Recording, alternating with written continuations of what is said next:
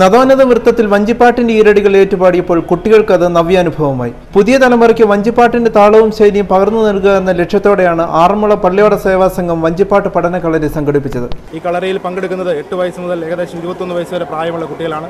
പുതിയ തലമുറയ്ക്ക് പഴയ തലമുറയിലെ ആശാന്മാരിൽ നിന്ന് അവരുടെ വഞ്ചിപ്പാട്ടിന്റെ അറിവുകളും മറ്റും കൈമാറുക എന്നുള്ളതാണ് ഈ കളരിയുടെ ഉദ്ദേശ ലക്ഷ്യങ്ങളിൽ പ്രധാനപ്പെട്ടത്. പരമ്പരാഗതമായി പാടിപ്പതഞ്ഞ വഞ്ചിപ്പാട്ടിന് അടുത്ത കാലത്താണ് ലിഖിത രൂപം കൈവന്നത്.